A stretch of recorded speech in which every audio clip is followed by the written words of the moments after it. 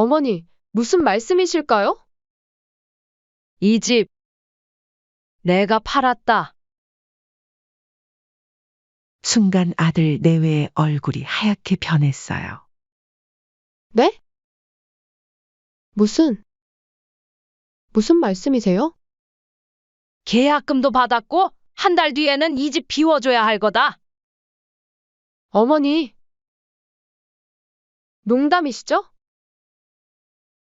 이게 말이나 됩니까? 며느리가 발끈하며 소리를 질렀어요. 말도 안 돼요. 저희한테 한마디 상의도 없이 어떻게. 상의? 내 집 내가 팔겠다는데 무슨 상의가 필요해? 그리고 너희는 내 등 뒤에서 명의 변경 상담할 때는 상의할 생각 없었잖니? 어머니, 그건 다 알아. 너희가 법무사 만나기로 한 것도 알고 나 모르게 이 집을 빼앗으려고 한 것도 다 알아. 엄마. 그건 제가 잘못. 이제 와서 무슨 말을 하겠니? 내가 전 재산을 털어 사준 이 집에서 나를 쓰레기 취급하고 노인네 냄새 난다고 쫓아내더니 살다 보면 참 웃기는 일이 많은 것 같아요.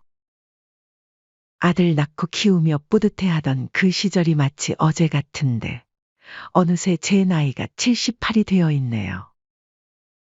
남들은 시골 할매라고 하면 구부정한 허리에 받칠 하는 모습을 떠올리겠지만 저는 아직도 허리가 곱고 건강한 편이에요. 남편이 일찍 떠난 뒤로 혼자서 아들 뒷바라지하고 농사일을 해오다 보니 그저 건강할 수밖에 없었나 봐요. 혜순 씨, 그렇게 고생하며 아들 키워놨으면 이제 좀 편하게 살만하지. 동네 친구들이 가끔 이렇게 물어보면 저는 그저 웃으며 넘기곤 했어요. 그들은 제가 겪었던 또 겪고 있는 이 가슴 아픈 이야기를 모르니까요. 오늘은 처음으로 제 이야기를 털어놓으려고 해요. 모든 걸 바쳐 키운 아들에게 받은 상처와 그 상처를 딛고 일어서는 과정까지. 저는 남편을 일찍 여의고 농사를 지으며 외아들 재훈이를 키워냈어요. 남편이 가고 난 뒤 처음 몇 년은 정말 힘들었죠. 밤마다 힘들어 혼자 울면서도 아침이 되면 씩씩하게 일어나 농사일을 했어요. 엄마, 나 공대 가고 싶어요. 재훈이가 고3 때 했던 말이 아직도 생생해요. 그 말을 듣자마자 등록금 걱정에 가슴이 철렁 내려앉더라고요. 공대라니? 아들 공대 가고 싶어? 네, 컴퓨터공학과요. 제가 성적이 괜찮으니까 될 것 같아요. 그래. 우리 아들이면 당연히 될 수 있지. 입으로는 그렇게 말했지만 마음은 무거웠어요. 시골 농사꾼의 수입으로 서울 공대 등록금을 어떻게 감당하나 싶었죠. 그날 밤 아들의 꿈을 위해서라면 무슨 일이든 하리라 다짐했어요. 결국 농협에서 대출도 받고 평생 모아둔 적금도 깨고 친정어머니께서 주신 금반지까지 팔아서 등록금을 마련했어요. 그때 이웃들이 많이 말렸죠. 혜순아, 너무 무리하는 거 아니냐? 농사 지으면서 서울 등록금을 어떻게 감당하려고? 하지만 전 한 번도 흔들리지 않았어요. 끼니를 거르는 날도 많았지만 서울에 있는 아들에게는 항상 엄마는 잘 지내니까 공부만 열심히 해라. 라고 말했죠. 재훈이는 정말 열심히 공부했어요. 그 모습을 보면서 제 선택이 옳았다는 걸 느꼈죠. 대학교 4학년 때는 큰 IT 회사에 취업도 했고요.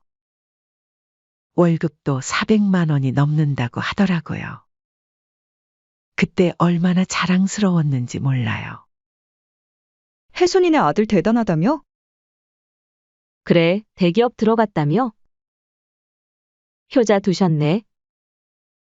이제 혜순이 좀 편하게 살겠어. 마을 사람들의 축하를 받을 때마다 가슴이 벅차올랐어요. 하지만 그건 시작에 불과했죠. 재훈이가 3년 만에 회사를 그만두겠다고 했을 때는 정말 놀랐어요. 엄마, 저 사업하고 싶어요. 제 회사를 차리고 싶어요. 갑자기 무슨 소리야? 너 지금 다니는 회사 얼마나 좋다고. 지금이 기회예요. IT 시장이 너무 좋아요. 제가 준비한 아이템도 있고. 그 말을 듣는 순간 앞이 캄캄했어요. 하지만 또 어김없이 그래, 내가 하고 싶은 걸 하렴. 라고 말했죠. 그리고는 남은 놈마저 팔아서 아들의 사업 자금을 마련해 줬어요. 재훈이가 결혼한 건 그로부터 2년 후였어요. 신부가 된 나연이는 처음 만났을 때부터 참 예쁘고 똑똑해 보였죠. 어머니, 정말 감사합니다. 재훈 오빠가 이렇게 성공할 수 있었던 건 다 어머니 덕분이에요. 처음엔 정말 착했어요. 명절 때마다 제가 해주는 음식을 맛있게 먹고 집안일도 도와주고, 첫 손주가 태어났을 때는 제가 서울로 올라가서 산후조리를 도와주기도 했어요. 결혼할 때 제가 마지막으로 가진 전답을 다 팔아 분당에 28평 아파트를 마련해 줬어요. 그때 나연이가 얼마나 좋아했는지 몰라요. 어머니, 이렇게 좋은 집을 마련해 주시다니. 저희가 어떻게 보답해야 할지. 그런 말 하지 마. 너희 잘 사는 거 보는 게 내 보답이야. 그때만 해도 전 정말 행복했어요. 아들은 사업도 점점 잘 되어가고, 며느리도 착하고, 손주도 생기고, 이제 제 고생도 끝이구나 싶었죠. 하지만 모든 게 달라지기 시작한 건 재훈이의 사업이 크게 성공하면서부터였어요. 처음엔 몰랐어요. 통화할 때마다 바빠서 요즘은 정신이 없다 라는 말만 되풀이하더니 점점 연락도 뜸해지고 명절에도 오지 않게 됐죠. 재훈아, 이번 추석에는 내려오지. 엄마, 죄송한데 이번에도 좀 힘들 것 같아요. 해외 출장이 있어서. 그래. 바쁘면 어쩔 수 없지. 명절마다 혼자 텅 빈 집을 바라보는 게 점점 힘들어졌어요. 서울로 올라가 볼까 해도 며느리의 반응이 영 싸늘해진 것 같아 선뜻 용기가 나지 않았죠. 그러다 얼마 전 저는 용기를 내서 전화를 걸었어요. 재훈아, 엄마가 너희 집에 한번 가보고 싶은데. 전화기 너머로 들려오는 아들의 한숨 소리가 아직도 귓가에 맴돌아요. 잠시 침묵이 흐르더니 마지못해 꼭 오셔야 한다면 어쩔 수 없죠. 그러세요. 라는 대답이 돌아왔죠. 그렇게 시작된 제 판교 아들집 방문은 제 인생에서 가장 가슴 아픈 시간이 될 줄은 꿈에도 몰랐어요. 그리고 그 방문은 결국 제가 30년 넘게 쌓아온 모정의 끈을 하루아침에 끊어버리는 계기가 되고 말았죠. 그렇게 4시간이 걸려 도착한 아들집에 도착해 현관문을 여니 며느리가 저를 맞이했죠. 어머니, 어쩐 일이세요? 며느리 나연이의 얼굴에는 당황스러움이 역력했어요. 제가 재훈이 결혼할 때 마지막 남은 제 집까지 팔아 이 아파트를 마련해줬던 그때 며느리 나연이가 얼마나 좋아했었는지. 하지만 지금 그 얼굴에선 그때의 감사함은 찾아볼 수 없더군요. 재훈이가 말 안 했니? 와도 된다고 해서. 아, 네? 오빠가 말하긴 했는데 오늘 회사에 중요한 미팅이 있어서 깜빡했네요. 현관에 서서 나누는 이 어색한 대화가 제 가슴을 무겁게 했어요. 예전 같았으면 어머니, 하며 달려와 안아주던 며느리였는데 이제는 낯선 사람을 대하듯 하더군요. 결혼식 때 어머니, 이런 좋은 집을 마련해 주셔서 평생 잊지 않겠습니다. 라던 그 달달한 목소리는 어디로 갔을까요? 일단 들어오세요. 짐이 많으시네요. 며느리는 마지못해 저를 안으로 안내했어요. 현관에서부터 코끝을 찡그리는 게 보였죠. 어머니, 이게 다 뭐예요? 내가 직접 담근 김치하고 반찬들이야. 너희가 좋아하던 거잖아. 아, 저희 요새 그런 거 잘 안 먹어요. 배달 음식이나 밖에서 사 먹는 게 편해서.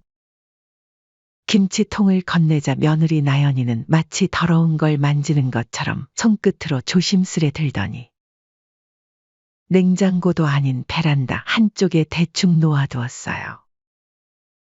제가 집문서 넘겨줄 때는 그렇게 조심스럽게 봤더니 이제는 김치 하나 받는 것도 불편해하는군요. 그날 저녁 며느리는 제게 신내가 나는 밥과 시들어버린 김치 한 조각을 내밀었어요. 어머니, 죄송해요. 요즘 바빠서 장을 못 봐서. 그나마 있는 거라도 드세요. 어머님, 그리고 우리 집은 아침에 일어나면 바로 샤워하는 게 규칙이에요.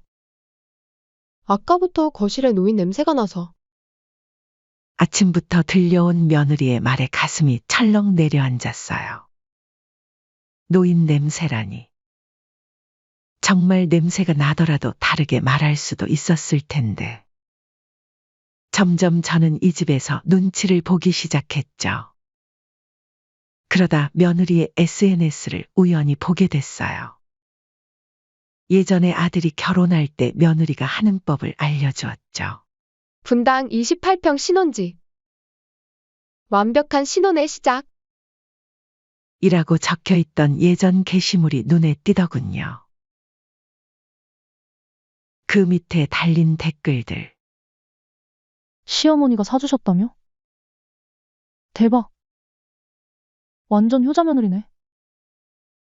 부럽다. 우리는 전세도 겨우겨우. 그때는 그렇게 자랑스러워 하더니 이제는 저를 냄새나는 노인 취급하는군요. 밥상을 차릴 때도 제 마음은 찢어졌어요. 며느리는 자신의 상에만 신선한 과일과 샐러드, 갓 구운 토스트를 차려놓고 제 앞에는 시리얼과 신내 나는 우유를 놓더군요. 어머니, 연세가 있으시니 소화도 생각하셔야죠? 이 정도가 딱 좋으실 것 같아요. 이 우유 대체 언제 산 거니? 못 먹겠는데. 아유, 어머니, 요즘 며느리가 주는 음식 가려 먹으면 며느리한테 미움받는 거 모르세요? 응, 냄새야, 상한지 몰랐네요.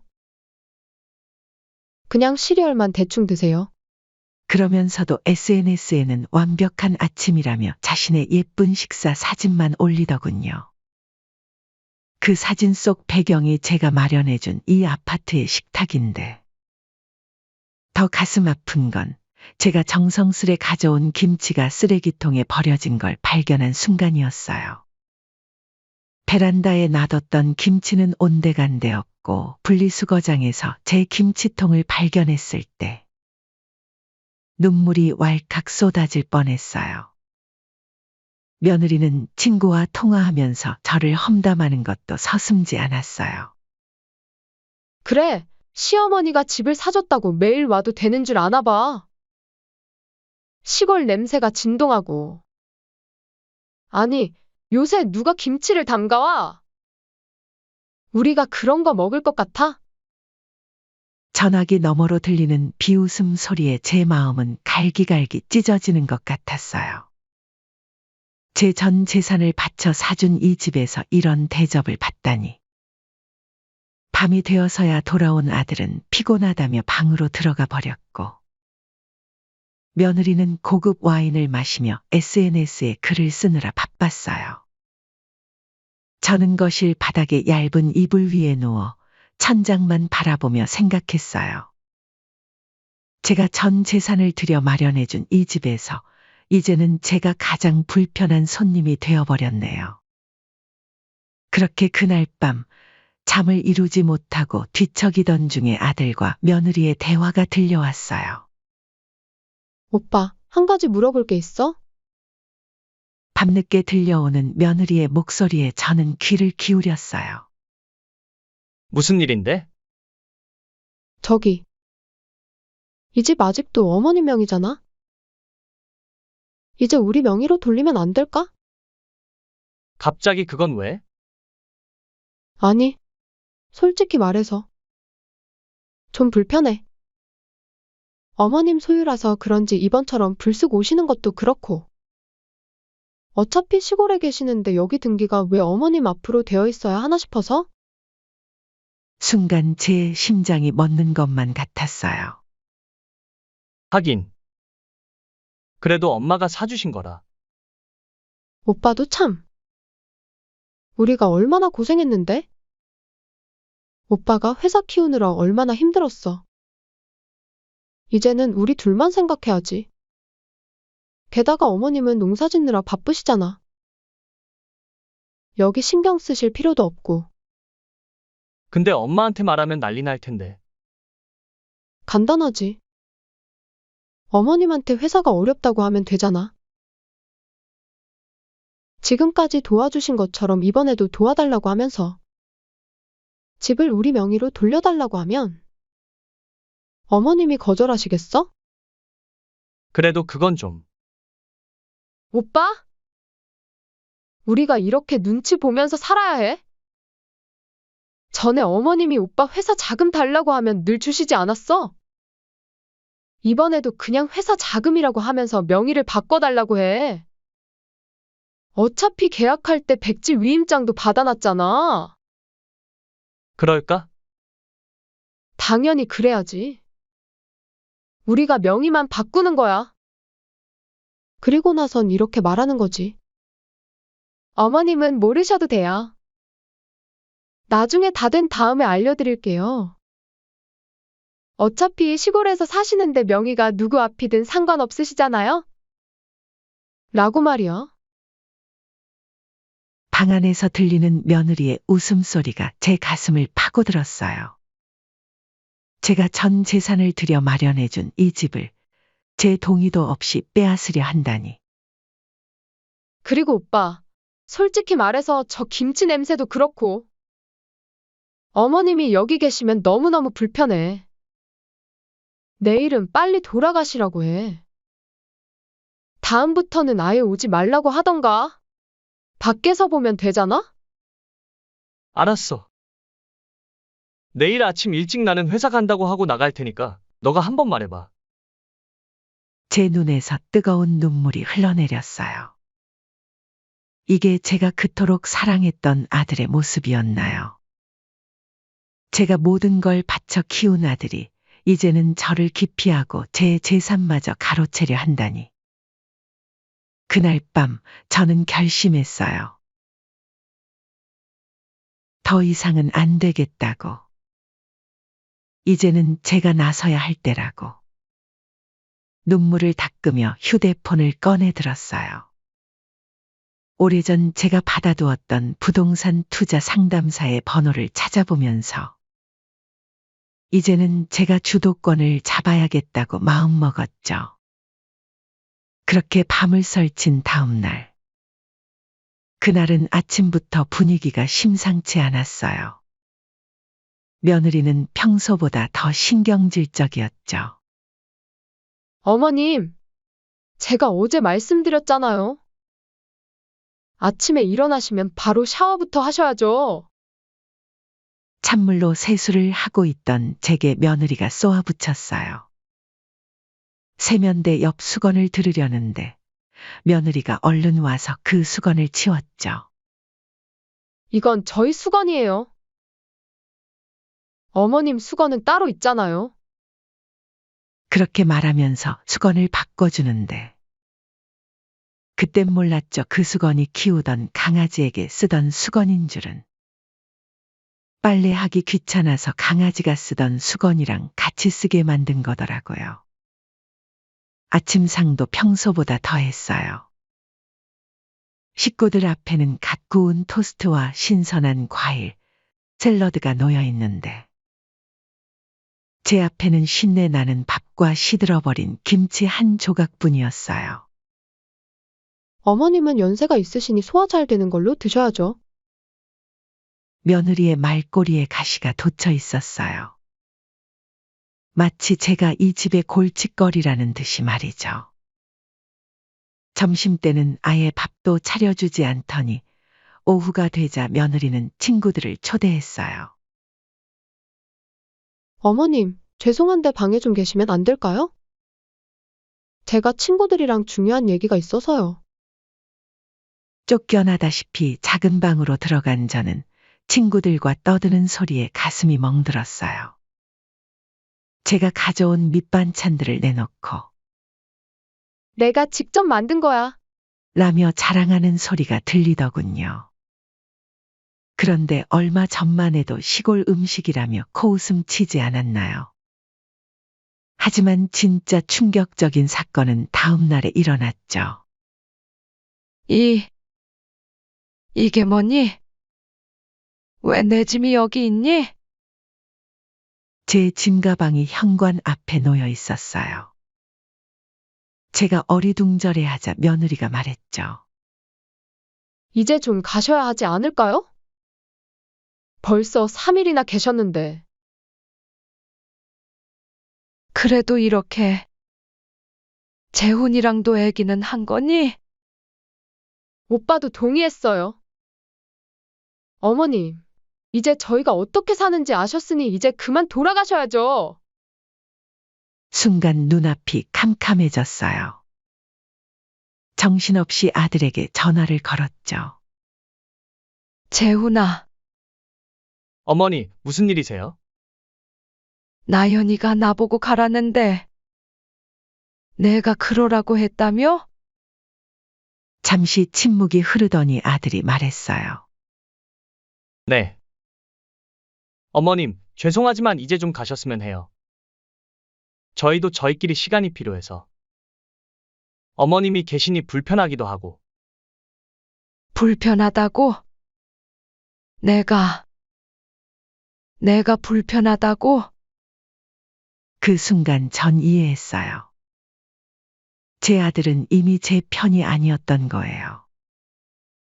그렇게 짐을 들고 나와 엘리베이터를 기다리는 순간 안에서 들리는 통화에 귀가 쫑긋 섰죠. 스피커폰으로 아들 부부가 대화하는 소리가 들렸죠. 여보, 이제 좀 편해지겠다. 어머님 가시면. 그러게. 근데 오빠, 이 집 명예 변경은 어떻게 할 거야? 걱정 마. 내가 다음 주에 법무사 만나기로 했어. 어차피 엄마는 시골에서 사실 거고. 이게 바로 제 아들과 며느리의 본심이었던 거죠. 전 재산을 들여 마련해준 이 집을 빼앗으려 했던 거예요. 그 말을 들은 전 결심했어요. 더 이상은 안 되겠다고. 가방을 들고 조용히 집을 나섰죠. 하지만 시골로 가는 대신 제 발길은 이 집을 알아봤던 부동산으로 향했어요. 아니, 오랜만입니다. 잘 지내셨죠? 그런데 이 시간에 어쩐 일로? 우리 아들 며느리 얼마 전에 여기 왔다면서요? 부동산 중개사의 표정이 순간 굳어졌어요. 네. 어제 오셨었는데요. 내 아들 며느리가 뭐라고 하던가요? 중개사는 잠시 망설이더니 입을 열었어요. 어머님 승낙 없이 명예 변경이 가능한지 문의하시더라고요. 역시였어요. 제 예감이 맞았던 거죠. 이 집 지금 시세가 얼마나 되나요? 요즘 분당에 호재가 많아 급상승해서 14억은 받을 수 있을 것 같습니다. 저는 주저없이 말했어요. 지금 당장 매물로 내놓아 주세요. 금매로요. 네? 금매로요? 그러면 가격이 괜찮아요. 13억에 내놓으세요. 대신 계약금 받으면 바로 입주할 수 있다고 하고요. 그리고 그날로 매수자가 바로 나타나더군요. 역시 부동산이 말한 대로 호재 때문인지 매수자는 조건을 흔쾌히 받아들였죠. 계약금은 바로 내일 입금한다고 합니다. 네, 좋습니다. 그런데 한 가지 부탁이 있어요. 저는 중개사와 매수자에게 부탁했어요. 현재 이 집에 살고 있는 제 아들 내외에게는 제가 직접 얘기할 테니 계약 사실을 알리지 말아달라고요. 다음 날 아침 계약금 20%가 제 통장에 입금되었다는 문자를 받았어요. 그제서야 저는 아들에게 전화를 걸었죠.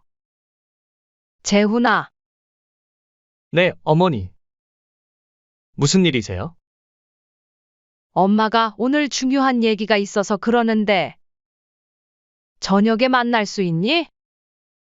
아들은 처음엔 바쁘다며 거절했지만 제가 며느리한테 직접 연락하겠다고 하자 마지못해 승낙했어요. 아마도 제가 시골로 돌아갈 때 줄 생활비를 기대했던 모양이에요. 저녁이 되어 아들 내외를 마주 앉혔어요. 어머니, 무슨 말씀이실까요?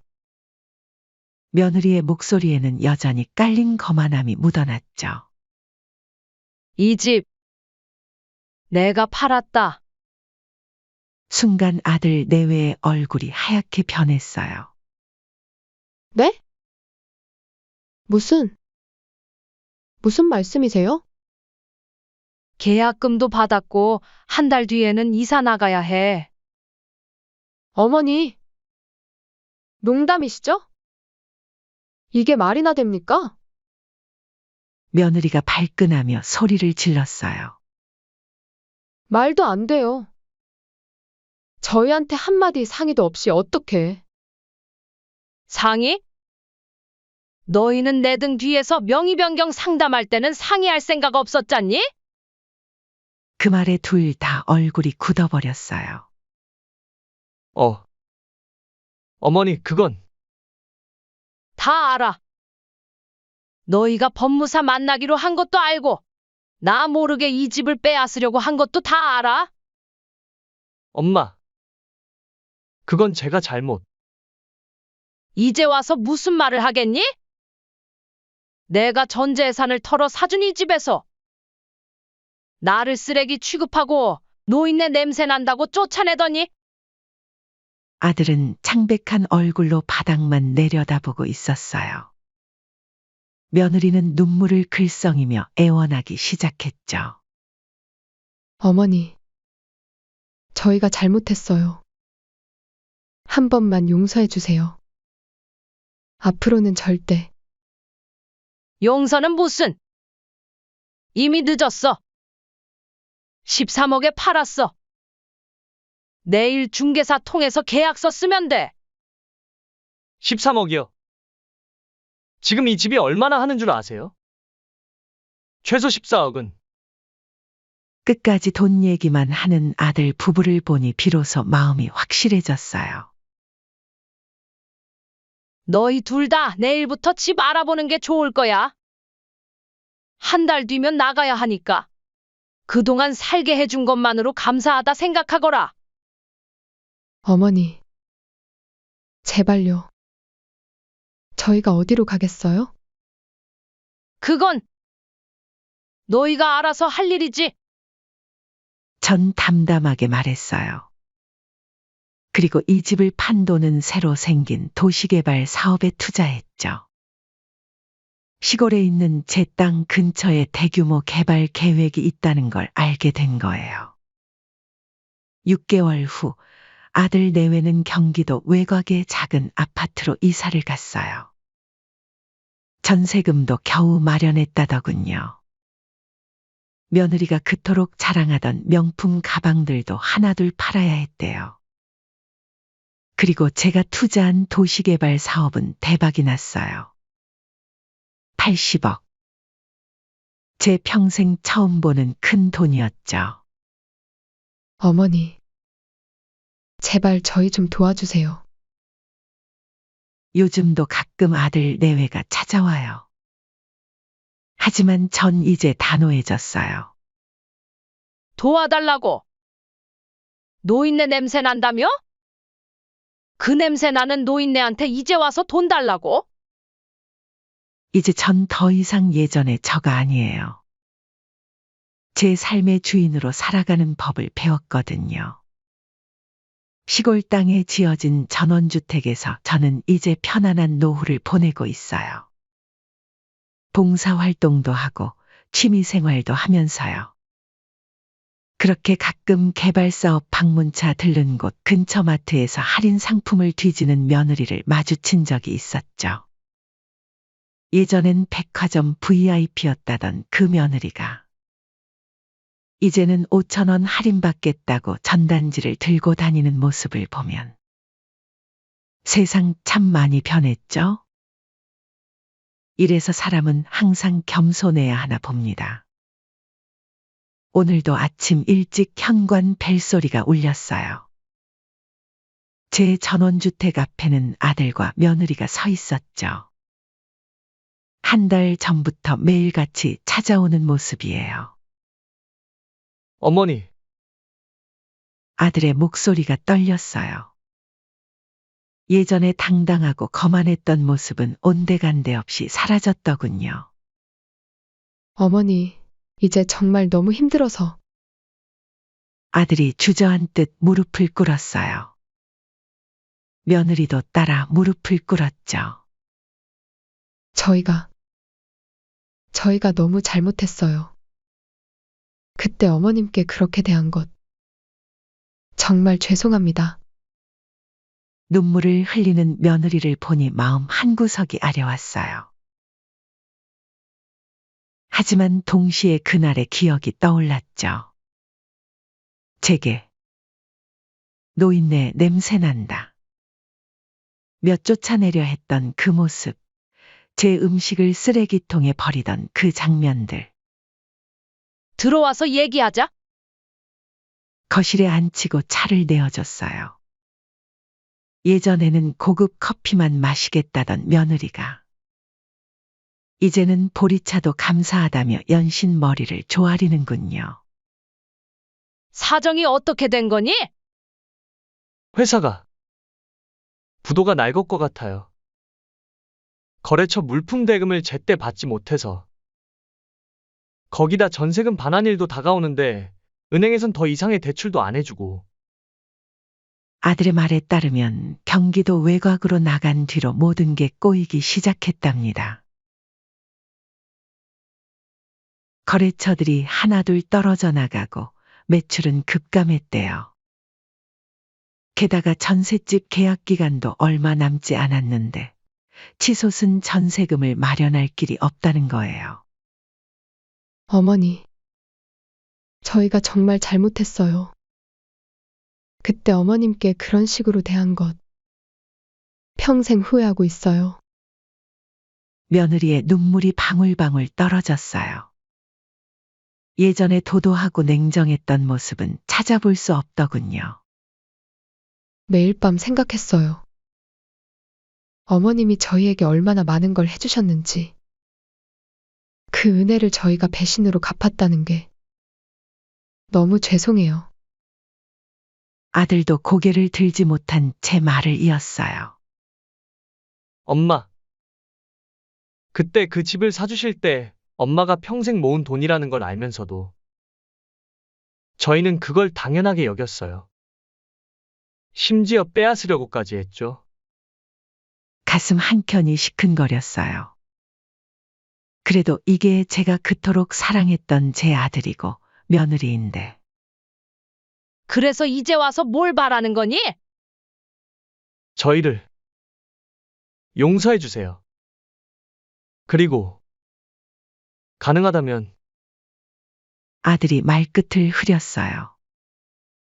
뻔히 알겠더군요. 도움을 요청하고 싶은데 차마 말을 꺼내지 못하는 거겠죠. 돈? 제 말에 둘 다 움찔했어요. 아니, 그게 아니라 괜찮아. 솔직하게 말해봐. 회사만이라도 살려보고 싶어요. 거래처 물품 대금만 해결되면 다시 일어설 수 있을 것 같은데. 아들의 말을 듣고 있자니 옛날 생각이 났어요. 재훈이가 어렸을 때 실수를 하고 울면서 용서를 빌던 모습. 그때는 얼마나 순수했었나요. 하지만 동시에 제가 쫓겨나듯 이 집을 나서야 했던 그날의 기억도 떠올랐어요. 그들의 차가운 말투, 냉정한 행동들. 그 모든 것이 지금도 생생하네요. 시간을 좀 주면 안 될까? 며느리가 조심스레 말을 꺼냈어요. 저희가 어머님 마음을 다시 얻을 때까지 기다리면서 노력하고 싶어요. 창밖을 바라보니 봄날의 햇살이 따스하게 비치고 있었어요. 참 이상하죠. 이렇게 절박하게 찾아온 자식들을 보면서도 제 마음은 아직도 흔들리고 있어요. 용서해야 할까요? 아니면 이대로 돌려보내야 할까요? 여러분이라면 이런 상황에서 어떻게 하시겠어요? 한 번의 실수로 평생을 벌받게 하는 게 옳은 걸까요? 아니면 진심 어린 사과를 받아들이고 다시 한 번 기회를 주는 게 더 현명한 걸까요? 이제 제가 그들의 진심을 믿고 용서의 손길을 내밀어야 할 때일까요? 아니면 더 많은 시간이 필요한 걸까요?